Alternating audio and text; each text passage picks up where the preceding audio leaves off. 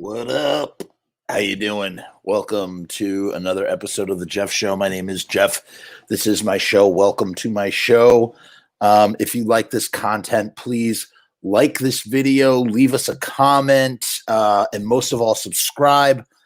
If you don't mind letting the ads play, that is such a big help. Just let those ads play. If you're like washing dishes and you could walk out of the room for a minute, just let the ad play. It's doing me a big help when you do that. So yes, and thank you. Welcome to the show. We are still in the middle of looking over our complete history of Return of the Living Dead. We got through the first film, Return of the Living Dead, and now we're looking on into part 2 of Return of the Living Dead. Return of the Living Dead Part 2, talking about how lackluster it is compared to Part 1. I don't remember where we left off exactly. I'm actually trying to really rush. I don't want to rush through it per se, but I want to get through because I want to get to part 3, Return of the Living Dead Part 3 by Brian Usna, and maybe spend a little extra time there before we vomit out parts 4 and 5 and call it a day. Perhaps maybe I'll even quit after part. Well, I said I would go through the whole book. So if I'm going to go through the whole book, I might as well go through the whole book. Again, if you missed yesterday's episode or any of the other episodes, just a little news that's going on with me. I got some episodes of Pizza Punk coming. Check out the other show, Pizza Punk. We just had Damien from the band Sam Hain, Glenn Danzig's post Misfits band. Check that out. That's been a very popular episode. This Friday at 10 o'clock, I was a part of something. Think of it kind of like a marathon for filmmakers. I made a short film in 72 hours. A lot more difficult than what that sounds like. I mean, yes, you can make a short film in one day, but we took it through every single aspect of the process. It was not easy to do, but it's done, and that will premiere sometime at 10 o'clock after 10 o'clock on Friday. That's Friday, December 11th, I believe, for the Sick and Wrong Film Festival. So check that out. Lastly, on Sundays, we have new episodes of the streaming Evil Live show, which is basically a Misfits nerd show where we talk about Misfits nerd stuff. That's where I usually wear my signature sunglasses. I don't have them with me. I'm in the upstairs room. I do all the recording for that down in the basement generally. But yeah, okay, I think that's it. I also want to talk about a film. Not in this episode, but coming up for the Jeff Show. We're going to talk about, for me, one of the most disturbing films I've ever seen, personally. A film that is not only just one of the most disturbing films that I ever saw, but that I intend to show both of my children when they are at the right appropriate age to see it. I'm going to show it to their mother, my wife, first, see what she thinks, and then show it to them. And this is how I want to have a very important talk with my children about the internet. I think that the movie will do that justice. I don't know. People might think I'm a monster for wanting to do that. I can't think of any better way than to show my children the dangers of the internet. But that is all for another day. In the meantime, we're here now. We're going to get on our extra cam via the cell phone. We're going to get on the, oh man, hold on. We got to enter the studio again. Doing that right now. Here we go. Come on, book cam. Yo! What? Yo! How do we mute that? There we go. Okay, we're on the book cam, and we're talking about Return of the Living Dead. Oh, why does that always happen? Talking about Return of the Living Dead Part 2. And you remember we were talking about this scene. We were talking about this photo yesterday. Photo is worth 1,000 words, if you ask me. A crazy photo, nonetheless. And then this one too. There's Brian Peck. That's Brian Peck as the thriller parody zombie with Michael Kenworthy, who played young Jesse. He's also in the Blob remake. Here's some more zombies. Again, zombies look great in Part 2. That's not the problem. Zombies are not the issue in Part 2, as you may or may not know. Oh, maybe we got past this part. Ooh, because there's Forey Ackerman getting dressed up. It's amazing to think how he's on set for 1 second, but for hours and hours and hours he spent on the set. You could probably make a documentary about him being on that set. I don't know if people would find it very interesting, but We did, Pat. Wow. Okay, never mind. Here we go. I think this is where we were at. So there, look, you could spot Brian. It's very easy to spot Brian Peck, which zombie he was playing at the time. So here's what a bunch of the zombies look like. Look at that. That's a World War I zombie right there. Yeah, the zombies look really scary. They are really into eating. Look at that. Doing the thriller thing. Let's see what it says here. Kenny Myers and his team with some of their zombies. The crew watches. Brian Peck does the thriller dance. I'm sure Brian Peck might have irked or annoyed some people with his thriller dancing. I don't know who it was on the Return of the Living Dead commentary. One of the commentaries, I don't know which one it was, but somebody was kept doing this thing, like trying to pretend that they were a zombie. I don't know if anybody has the Scream Factory edition, and it was so annoying. It was like this ongoing gag that would never stop. What's going on, Rue? We're back again for part 4. Thank you for joining us. I hope you're having a good work day or whatever it is that you do at this time during the day. So welcome back to the show. And yeah, look at the detail there. That's a great looking zombie. The key to making a good zombie, I think, is you gotta make the eyes look like they're sunken into the skull. And in order to do that, you build up the cheekbones and the eyebrow ridge. So what you do is you build up this area, and then that makes everything look more sunk in. Like this close up, you can kind of see how everything is built on top. But when you put a little perspective and depth into it, it's going to have a better effect. And that's the zombie with the worms in her face, I think. Next page, Forey Ackerman in the makeup chair with Kenny Myers. Okay, we'll see that in a minute. She's got like roots. She's got like some roots growing out of her chin. It's pretty cool. And there he is. There's Kenny Myers making up Forey Ackerman. They got a lot of pictures. Kenny says, I don't think Ken, talking about the director, was comfortable with the shape of the material. I mean, it's one thing to do a horror film. It's one thing to do a comedy film. It's an entirely other beast to try and do a horror comedy. And it's an entirely other beast when you're doing a straight horror film that is intended for laughs. So it becomes a comedy as a byproduct, or I should say, you take the material so seriously that it's funny. So you are intending it for it to be comedy, but you approach the comedy from a very serious angle. And that's why Return of the Living Dead and Reanimator, both the comedy is so on another level from anything else because of that. And there's Joey, played by Tom Matthews, and his girlfriend. She does a commentary on the new Scream Factory edition. I forget her name. Her name is Brenda Little. Don't worry, baby. Joey gets some TLC from girlfriend Brenda. Little does she, her name's not Brenda Little. Little does she realize that he is about to join the Living Dead. So in the middle, there's Kenny Myers talking with the half zombie, played by a real life amputee who maybe they couldn't get his name because Jerome Daniels, I did not know his name. I'll never forget it now. Jerome Daniels was the amputee in the first film. This film is literally just trying to run run on the same train track that the first film runs on. And there is Ed, played by James Karen, as a zombie resident. That scene was pretty good. That was a pretty good scene. That was pretty scary. The above ground mausoleum. You didn't really get any mausoleums in the first film, and so they kind of explored new territory with that, and I appreciated that. And there's Thor looking pretty scary as the villain. His name's Billy Crowley. I didn't know what his last name was. It's Billy Crowley. That's pretty good. And gets that screwdriver right in his dome. And again, there is a third picture with a young boy looking up to a Michael Jackson dressed Brian Peck. If you know why this photo is kind of like cringe in hindsight, I guess. Oh, be still my heart. I was not ready for this image on the next page. That's how quick Return of the Living Dead Part 2 goes. The rest of this is Return of the Living Dead 3, 4, and 5.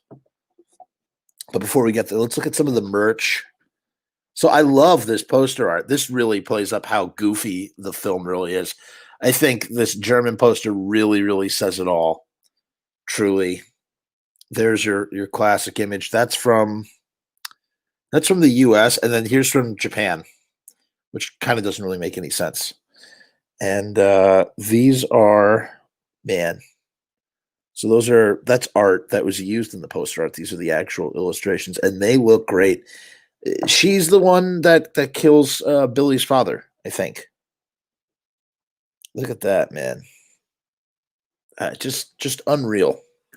And here's another Japanese variation. This one doesn't really make any sense. Battalion. I don't know, why do they call this film Battalion? It doesn't really make any sense to me. Battalion 2. And it is the female half corpse, man. Like, it's just so weird. It says another Japanese poster featuring an unknown female character and the half corpse from Return of the Living Dead. I guess. Hey, all right, here we go. There she is. Now, this is a poster that I need in my room. It's a poster that I wish I had growing up in my room. It's one of the greatest promotional posters ever taken. There she is, Melinda Clark. Be still, my beating heart. Another one of my forever loves after Neve Campbell. Neve Campbell is my number one forever love. Melinda Clark in this role, one of just a role that she looks back fondly on to some extent. And, I heard her commentary for Return of the Living Dead 3, which I have for the Vestron release. And I love, look at that. Look at the full moon behind her with the red, with the trees. It's just the greatest promotional picture ever. They must have taken this on the day that they did that makeup. But yes, I love this poster to death. I'll never forget the first time I saw this image. I was in, all right, ready for this? Small personal story. I was in a video store in a King Soopers, whatever that, in Denver, Colorado. I was staying at my grandparents' house. We were renting videos. This had to be 1996 or 1997. And I remember that's how I discovered that they made a part 3 to Return of the Living Dead. And I remember my jaw hanging open. I can still remember it. I can remember seeing this image as clear as day and going, oh my God, there's a third movie for Return of the Living Dead. And I thought, I guess it did have a theatrical release, but it was a very small one. I always thought it was a direct-to-video sequel. And that golden age of Vestron video in the early 90s was just something about that. You had Cyborg 2. You had, what was that movie? Free Fall with Eric Roberts. Leprechaun 2. Stuff like that. Brain Smasher, A Love Story. All these trailers played before the VHS, and they're ingrained in my brain. When I think about Return of the Living Dead Part 3, and I pop in the unrated version, because the thing about this film, and the thing that is key to remember about Return of the Living Dead Part 3, is you need to watch the unrated version. The rated R version, which only came out on DVD, it was never released unrated on DVD in America. You could only get that region 2. It was unrated on VHS, which I had to special order from Amazon at the time. I ordered it in 2001, 2002. That's how much. And at that time, I was not special ordering VHS tapes in 2002. Again, this is right as the VHS age is declining, but so badly did I have to own the unrated version of Return of the Living Dead Part 3 that I found myself braving the Amazon waters for one of the first times. Remember, this is at the dawn of the internet, where you could order media and have it sent to your house. I guess you could do that in the 90s, but it was not very common. Media, VHS, DVD, whatever, media came to you by way of comic book store, Borders Books, Barnes and Noble, FYE, Sam Goody, video stores. You didn't get your media from the internet. You did not. This is pre-YouTube. This is how you got this stuff. I still have this tape. It's in the basement. I also have the very first. So the other thing I want to say about this, and I guess this is my personal history with Return of the Living Dead. I just told you about how I first discovered it. It would be many years later before I finally saw this film. So I probably saw that in 1997. I want to say it was 97, right? the VHS box. Downtown White Plains, Music Plus Movies, RIP. That horror section was one of my horror sections growing up. That's where I grew up, discovering all sorts of wonderful films. So many Saturdays, Fridays, and Saturdays spent in that horror section, just looking at all the VHS box art. Memories that I will cherish for the rest of my life to the day I die, truly. That's how much that means to me, especially looking back on it now, like all these years later, just like waxing poetic about that wonderful time of discovery in my adolescent years. And I came upon a copy of Return of the Living Dead Part 3. Back in the day, you'd get a VHS box. The VHS would be cut to crap. They put it in the plastic case, and you'd insert the thing, and that's how you would rent the thing, and that's how the cardboard box would survive inside the plastic case, right? And there are a variety of them. They're the ones that you squeeze at the bottom and the cassette would fall out. There were ones where they just opened up. Those were the main ones. Those are the ones they had at Music Plus Movies in downtown White Plains. And so finally, at the tender age of 15 years old, in 2001, I finally got a chance to sit down and watch Return of the Living Dead Part 3. I had seen Part 1 millions of times. I talked about my history with Part 1 in another episode. I had seen Part 2. And mind you, I was younger when I saw Part 2, and I remember finally being brave enough to rent it on VHS. And I remember having the remote control and doing, yes, as Rue says, it's the age of be kind, rewind, for sure, man.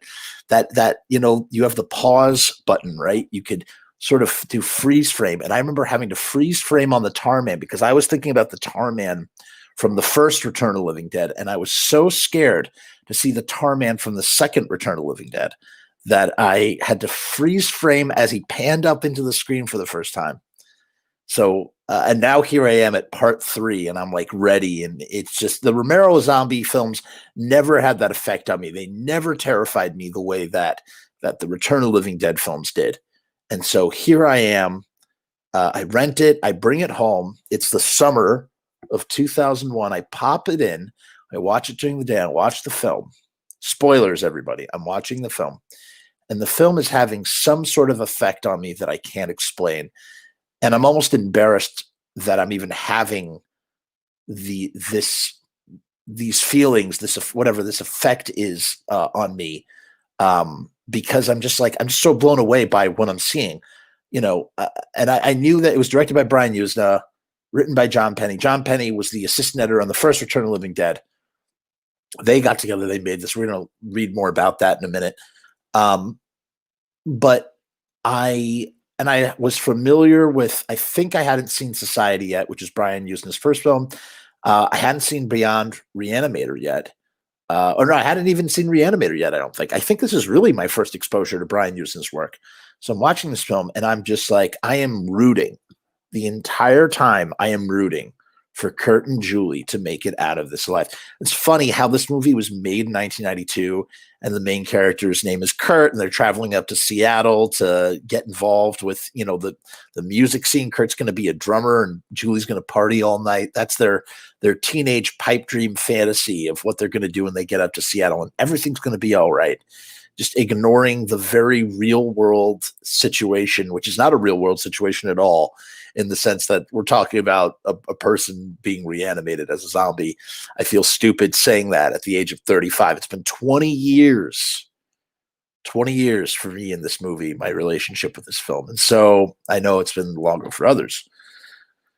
So I'm watching the film, and I get to that ending, and I'm like, my jaw, the last 10 minutes of the film, my jaw drops open.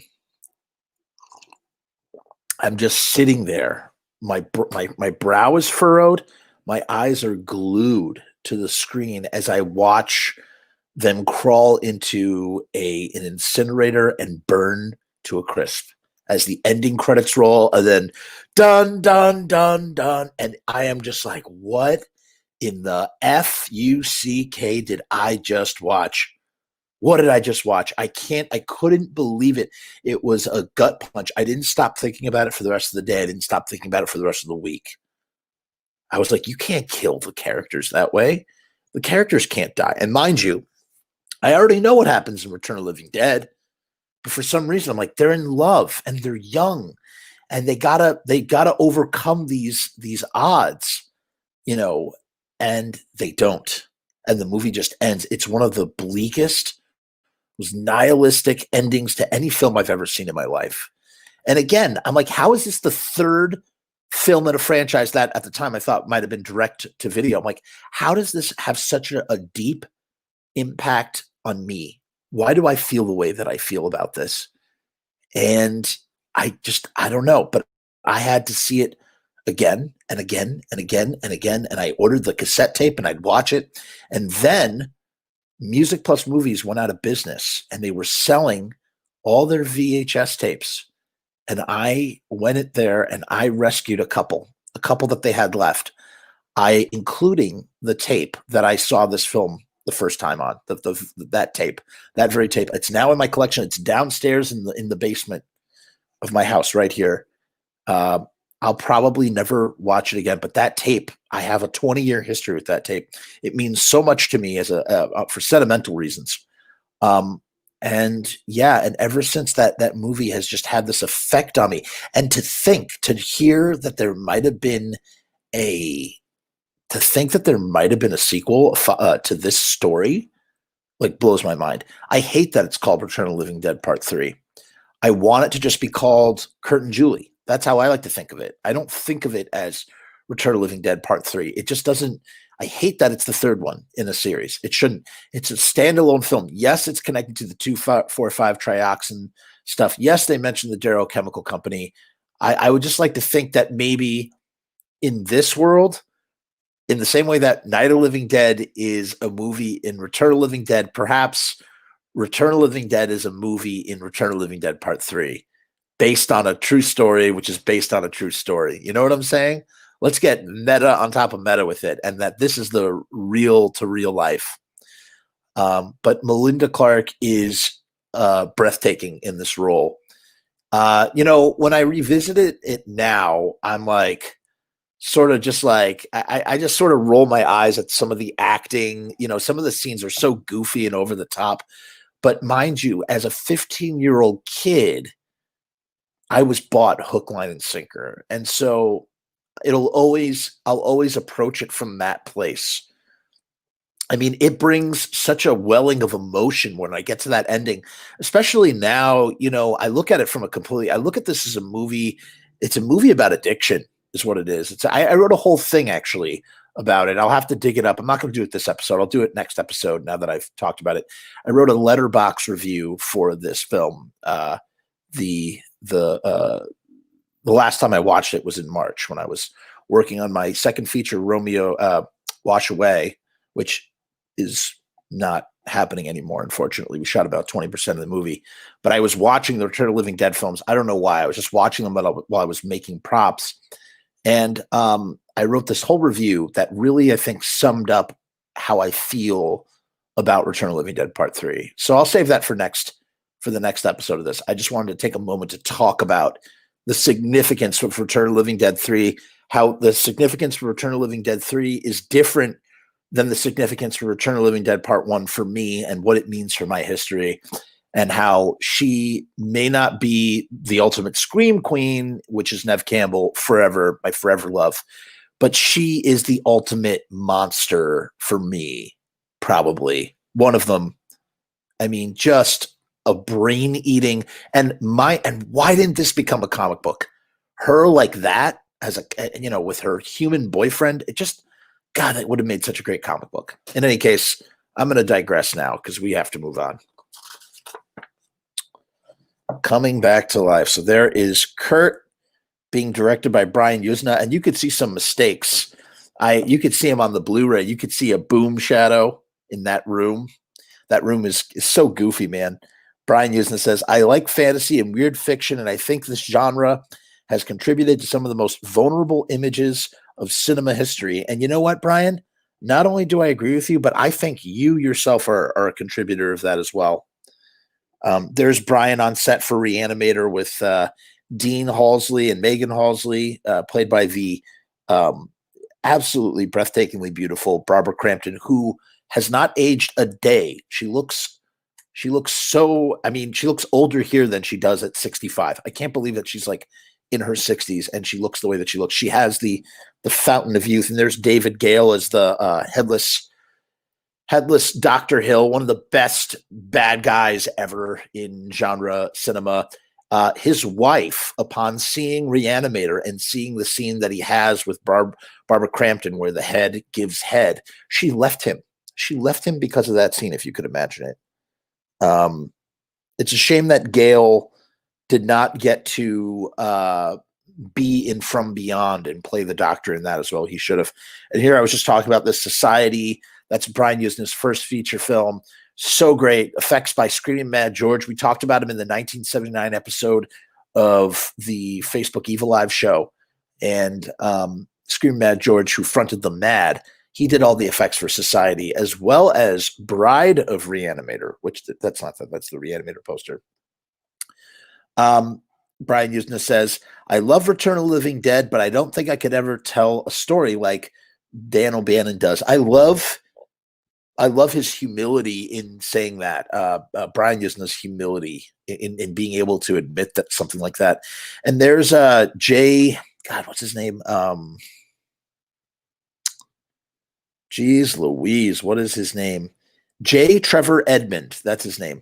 He's also in Pumpkinhead 2. He plays the character of Pumpkinhead 2, and Melinda Clark in this. There, and man, it's just a new age telling of Romeo and Juliet. That's literally what this is, man. It's Romeo and Juliet from a zombie perspective. Just so well done. The angst of dying and coming back and craving brains and wanting to be okay and be with your boyfriend. I came into the business a little older than most PAs and had run a company in Texas of 125 employees. So I had some management experience, and Brian and I worked well together immediately. That's Gary. I don't know who Gary is in I guess he was maybe a production designer or something.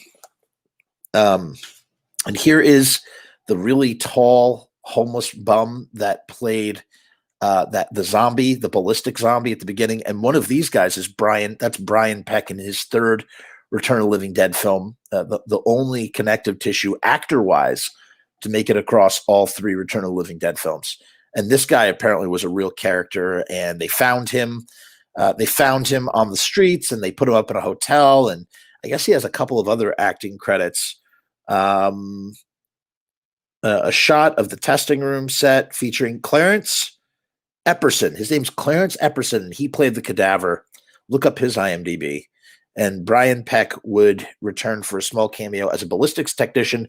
And Anthony Hickox, who directed the Waxworks films and Hellraiser 3 and a few other things, he plays Dr. Hickox in this. And look at that, man. And I mean, again, expanding on the mythology that was created. You have this new setup where they gotta to save potential lives. They have this bite plate. You have to wear this brace in your mouth so that you can't bite others, because the bite is infectious in Return of the Living Dead Part 3. The rules get changed again. There's never an explanation why, but they still eat brains, but their bite can infect another person, and they will bite you. And Melinda Clark as Julie does way more than just eat brains in this film. So there's something. And then the Tarman, probably one of my least favorite. And what's this? I think Steve Johnson did the effects. He did Ghostbuster film and a couple other things. One of my least favorite parts of Return of the Living Dead 3 is the Tarman, the barrel zombie. I think it's so goofy. It's way too over the top and cartoonish.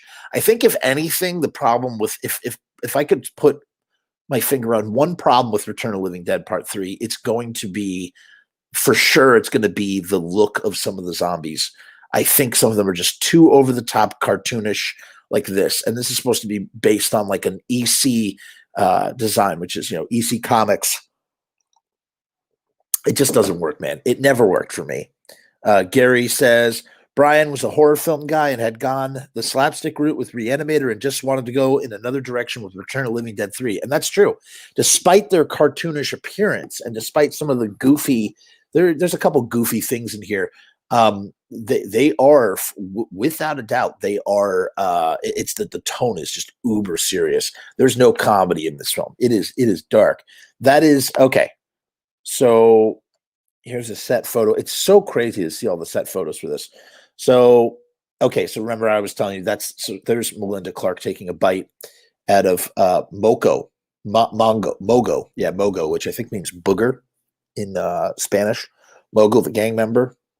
John Penny says, and it's a shame that John Penny and Brian Usna have not teamed up again for more films. It was Brian who really set us free. He really wanted to ditch what he thought was a goofy sense of humor and go for a more dark direction. So Return of the Living Dead 3 is also a direct result of Return of the Living Dead Part 2 being so goofy. They went in the complete other side of the spectrum with that. And I don't know who all these people are, but this is a publicity still. Ironically, the original Return really opened my eyes to zombie movies. What Dan did seems so fresh and so different. There's such a respect and admiration for Dan O'Bannon in this way, in the way that there was not for the first sequel, Return of the Living Dead Part 2. And there they are at the end, man. There's Julie, and there's Kurt. And he finally realizes that Julie is beyond saving, as it says in the thing. And that's the tragedy, is that the person who's most in denial is Kurt, man. Kurt is the one he's so close to it. He's so deeply in love. He's so invested that he can't see the reality of the situation. I mean, look at her. Look at his girlfriend. She's got shards of glass coming out of her. She's rotting. She eats brains. And yet still he stands by her. And this is the moment where his dad is like, get out of the way, because they have these special things. They have these darts. That was another thing that was introduced. The idea that you could possibly freeze the zombies or put them in suspended animation, much like the barrels. It's like a step up from the barrel containment process that would allow you to create bio soldiers, which is an idea that they begin to explore a little bit in Part 4, even though Part 4 is just so atrociously, I mean, a crime against the entire franchise. But yeah, this is a really, really crazy scene. This is one of Wayne Tooth's trioxin barrel zombies. He would intentionally steer away from the Return of the Living Dead Tarman look to create something different for the second sequel. Yeah, and in my eyes, that was a mistake. They should have gone back to that continuity of the first one, and sort of elaborated on the Munns design. You have to think that these zombies are really from 1969 or 1968. They're original barrel zombies, unless they're contained zombies from Return of the Living Dead Part 2. Who knows? So yeah, there's all that. Look, oh my goodness. All right, we got to cover that up.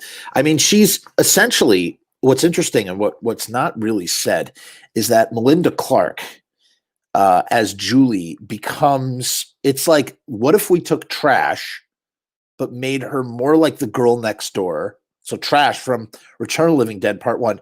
Let's make her more like the girl next door, and then turn her into a zombie, but have a boyfriend and sort of be the protagonist. And that's who Melinda Clark is. That's who Julie Walker is. And she's just breathtakingly beautiful. I find her to be gorgeous. And you can see here, they really did the design is just so great. So great. That is a prosthetic, by the way, on her, as revealed in the commentary. She's just got glass coming out of her. It was just a genius to put her together like that. There's another Julie. I can't show you from the waist down, but look, there she is. Thomas C. Raynon. It was amazing this franchise was being given any chances again, but I was happy as hell that it was. I agree, man. I fully agree. And I mean, she's stunning. She's so stunning. And she's supposed to be like kind of like this punky rock and roller kind of character, right? And I mean, you really don't think of her as a punk, but she's like a grunge kid. She's like a grungy punk kid. And it's like, how do you design her as a zombie and make her even more over the top than, say, someone who's punk to begin with? And for Trash, they stripped her down and took off all her clothes. And here they did all this. They added to it. She's got that cross. I mean, she's like 90s age gothic Frankenstein. You know what I mean? Because it is kind of like it is sort of a Frankenstein story when you think about it like that, you know, a little bit, in the sense that, you know, Kurt is bringing her back from the dead, and then he rejects her at a certain point. He's overwhelmed by what he's done and doesn't realize the very serious implications of everything that he does. And then this guy plays, here, I love the caption here. It says, Melinda Clark as the deliciously evil queen of the dead, Julie. That's so true, man. Julie is queen of the dead, man, for sure. And here she is above with Mike Moroff as a Latin gang leader named Santos. So that's Santos, the gang leader, and he gets dispatched in the coolest way. I don't know if he's actually, I don't think this guy is Spanish. So I think there was a little bit of controversy about having these Latin gang members sort of stereotyped a little bit. I'm not sure. I've kind of heard a little bit about that over the years, but I don't know. It works for me, man. I just love that gang. They're so, and it adds to like the California feel of, you know, I feel like this film really does take place in LA or something, you know, something like that. In California, with that element, all those elements working together. And I just love this film for all those reasons and more. They make a great couple. He's kind of like, I mean, he's too emo, man. I kind of wish he played it a little bit more masculine than he did. He's a little bit like, it's like he's a little, I don't know how to describe it. He's just not solid. I don't know. I felt like we needed a little bit more from this guy. You know, I guess you know what it is. I feel like he was almost doing Peter Parker in a way, like Spider-Man Peter Parker, but you know, not the nerdy side. I mean, the nerdy side, but not like the brainy side, perchance. And I just felt like he could have. I don't know. There could have been a little bit more there. But she's perfect in every way, every single shape. And I fell in love with her in this role. And she never did any horror besides that. She did one other horror film called Killer Tongue, which I've never seen, actually. She did that in '96. And then after that, she just did, you know, she became like a sort of just a dramatized television actress. The leads are always the most difficult to cast because you need your leading man and leading woman to be appealing and good actors. I mean, I guess he fits that role, you know, but he lacks something in his role as the boyfriend that I can't quite put my finger on. I guess I kind of wish he was more punky and angsty, and he was too emo. That's what it was. He's too emo and not enough. I don't know. Looks good in that headshot, though. I mean, that's kind of like, I guess, you know what? Maybe I'm being too rough on Jay. I can't. What's his name? Jay Trevor. I'm being a little rough on Jay Trevor, man. He really does. He works for the role. There is the beautiful Julie Walker, played by Melinda Clark, and this is her on, you know, at the very beginning of the shoot. That's what those are the clothes that she wears on the day that she dies and becomes a brain-eating zombie. And she's just sort of dressed like this. Yeah, she's like a gothy, punky, gothic girl. I don't know. Yeah, he's a bit, right, Rue? He's a bit wimpy, man. He's just like, I can't put my finger on it, but I feel like he needed more punk angst, more rebellion. He needed to rebel even more. They should have pushed the envelope with him. You know, he needed to be able, I feel like he should have been able to like beat up those gang members, or at least go toe to toe with them if he wanted. Cause you know, he rides a bike and he plays the drums, and then he's kind of like, you take your hands off me. You know, it's just sort of like, I don't know, man. Didn't work for me. That didn't work for me. That's never worked for me. But I've always sort of just let it go, or not really. I don't know. I've never let it really bother me or anything. But look at them together. J. Trevor Edmond says, I was a big fan I was a big fan of film in general, horror films and really gritty dramas. He was a fan of the first film too, so that must have been so cool to come into this and so he looks cool there. Actors like to act and earn money if it is a good role, even if it is a horror movie. That's Jeffrey Passero. And yeah, there he is holding the pipe. And, I mean, he does. He gets himself into this insane ordeal. He loves his girlfriend. He wants to run away with her, and he brings her back to life. He's not going to let fate, determine. He's not going to let the fate determine his fate, I guess. And so he does what many people would deem unthinkable, and causes a lot of death and destruction in the process.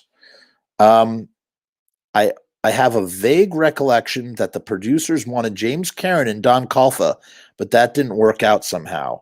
That's J. Trevor Edmond. And man, I wish that they were in it. James Karen and Don Calfa could have played any one of those roles and would have been great. And they didn't get in it, and that kind of bummed me out. And there's the liquor store owner who gets his brain shot or his head shot off, and he's consuming. And this was one of the worst gags in the film. This really, it was so fake, and it really is goofy. This is a really goofy gag. It does not work. One of the worst gags that they have in the film. A cop is attacked by a now zombified store owner, Dana Lee, after being accidentally shot in the head and turning the living dead. This character was portrayed by both Lee and a prosthetic dummy. Yeah, we know. And he gets turned back to life. He comes back to life because he gets his brains blown out. But Julie eats his brains in the back of the van, and that causes him to reanimate. So it's like it's transferable. You get reanimated by trioxin, but then it's transferable through the saliva, which kind of annoyed me. I kind of feel like you got to stick with one or the other. It's either they're trioxin zombies or they're contagion zombies. You can't have a trioxin zombie be contagious. It just doesn't work for me. That never worked for me. And her name is Sarah Douglas.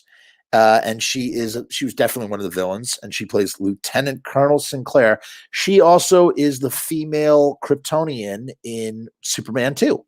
You may recall. She has like that short haircut, that pixie cut. She plays one of the evil female Kryptonians.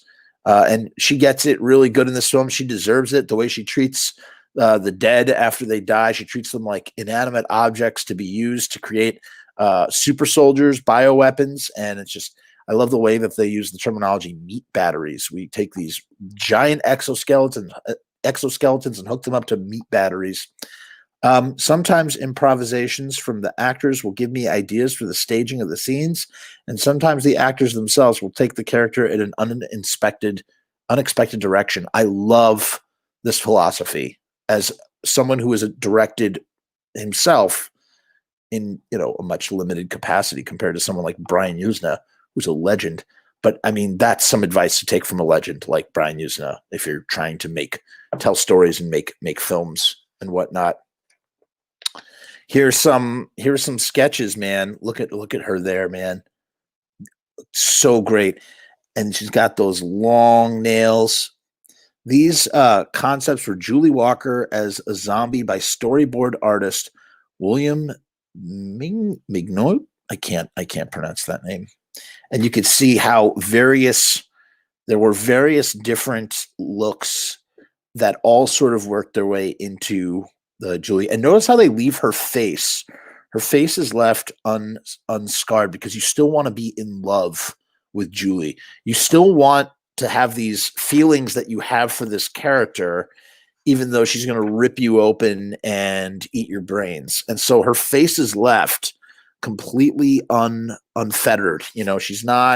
She does not have anything going through her, or she doesn't have eyeballs missing. She's not missing a nose and sharp and raggedy teeth. I mean, look at that zombie. That zombie is meant to scare you. With Julie, Julie is meant to. You still need to see the human. That's what it is.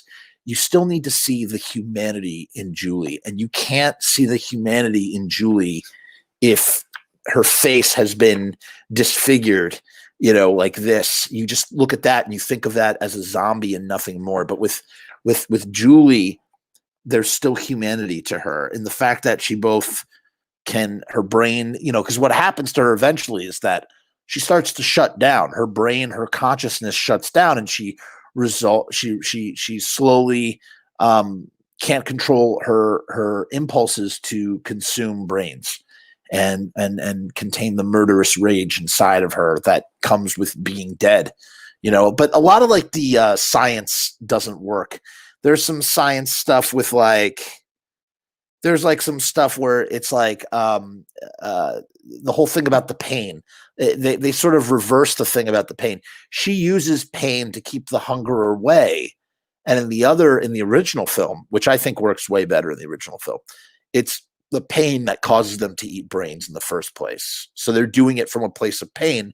Julie uses pain to distract her from the hunger. The hunger is just always there.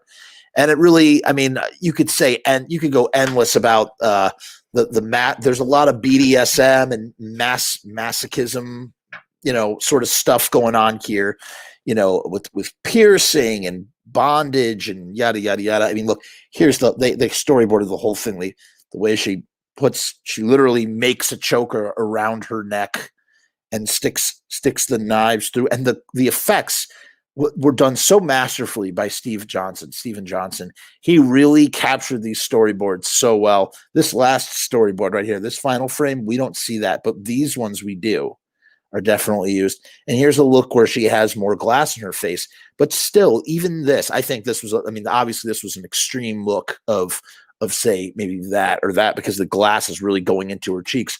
But even still, you can still see the humanity in her eyes, in her nose, in her mouth. Once you lose that, she becomes way too much zombie. And I feel like the audience is not going to sort of connect with her in the way that they connect with her when she looks like this. Like, look at the look on her face here. Like, you can feel her pathos for being dead. I think this might be my favorite concept art, in the fact that maybe you want to hold her hand, but you can't, because look at her hands. She'll slice you up if she touches you, This one, not as much. This one's not as interesting to me. And I definitely do not like that one at all. But this one there's something about that one that's really, truly great. And look, she's got like railroad spikes. That's the Rock. They cover up her breasts in this one. She's got scissors sticking out of her arms. And you work your way down. She's all slashed up. She's wearing high heels here. And then this one is like a superhero kind of look. I mean, look at her. She's wearing like some sort of weird, like thong or something. She's got like a saw. I mean, she's not really wearing clothes. This one's just feels very stylized. If this was for a comic book, it would be 90s X-Men, at the dawn of the popularity of the 90s X-Men. And this one just, I don't know. Like I said, the glass in her face is just too over the top, man. But you could really see all the piercings in her ears. That's an extension, but all the way through, and it must have been written in the script. I'd love to read the script if I could get a hold of it. All the way through, you have a rock that's tied to her hand, which is used for caving in skulls, smashing skulls. The storyboards for Julie's self-mutilation, an act she commits to make the hunger of being dead go away. I guess that works as a motivating thing to get her to transform, but I feel like you could have gone about it. There were other ways to sort of maybe go about it. But it basically inverts that about the mythology. So the mythology is very confusing. Here's some more. Oh, wow. Look at this. Look at the Riverman. Oh, is that great? So horrifying. Horrifying to me. Lieutenant Colonel Sinclair's alternative use for the living dead. She wants bioweapons in an armored skeleton to be dropped into a war zone and let loose on the enemy. The medieval look of the skeleton was designed by Timothy Ralston for the character of the Riverman, who's played by Basil Wallace, and he's great as the Riverman, but he also he can go over the top. I love when he's talking to Kurt and he goes, "Sure, why not?" He's just like so almost sarcastic. These drawings are great though, and I mean, he literally has nothing in his head because Julie opened him up and ate all the brains inside. And so I don't know how he would have a mind to remember Kurt. That's what kind of like bugs me about some of this stuff. Again, there were just like little things that little things that the movie does that just don't work as plot holes. I guess, I don't know. I should say they are plot holes. And then here's the actual storyboard where here's the storyboard of the zombified Riverman escaping his restraints and then being gunned down by Lieutenant Sinclair. And, the way that they accomplish this is they try to lock up the exoskeleton. There's like a lever that you pull to lock up the exoskeleton. They mess it up. So even if Kurt hadn't unlocked all the zombies, they still had problems with the Riverman sort of wreaking havoc. And then little by little, he gets blown to bits, and he's still held together by the exoskeleton. And the way that they accomplish the effect is they have like lots of dark flashing lights. Take a look at that. Next time you see something that's very effects heavy, look and see what time of day it is. A great example, when they were doing Jurassic Park with the T-Rex, which is a combination of live action animatronic stuff and CGI, you'll notice some of the earliest uses of CGI to really bring a monster to life in 1992 and 1993. And what you'll notice is that all happens during a rainy thunderstorm. It's very dark, which helps hide some of the creases. Now, those shots during the day, I'll tell you something. You look at that T-Rex today, all these years later, that's 27 years ago. You look at that T-Rex today and you are blown away by how real, how great it still looks all these years later. I can tell you, I can think of the CGI in The Mist, which came out in 2007. So that's 14 years after Jurassic Park, and doesn't look a fraction as good, despite how much computers have advanced. I recently, Peter Jackson, who's redoing a lot of his films, he's bringing his old films back, restoring them, but he also did some restoration stuff to Lord of the Rings. And one of the things that he did that I thought was really smart, he didn't George Lucas them in the way that George Lucas did the special editions, but he did sort of update some of the special effects of the CGI characters to make them feel like they were made in 2020. And that, I think, was a brilliant move. And with the advancements of technology, you can essentially do that sort of stuff right from your home. So to think that he has Weta at his fingertips, which he did not, Weta was in its infancy at that time, but now Weta is, Weta is Weta, the Weta shop, that he can do that sort of thing. But anyway, back to these. So seeing these storyboards too also makes me think, wow, I really want that Return of Living Dead. I want that Return of the Living Dead Part 3 comic book. I just think it would be so great. You can just imagine the Riverman and Julie and Kurt together in their adventures. And here's the shot. So she runs through the bars, turns around. Oh, wait, what is this? Oh, so this is Kurt trying to wake Julie after her suicide attempt at the LA River. Interesting. Huh. That doesn't look like that. That's her. Huh. So, look at that. She's like mutilating herself. That's under the bridge. That's definitely under the bridge, right?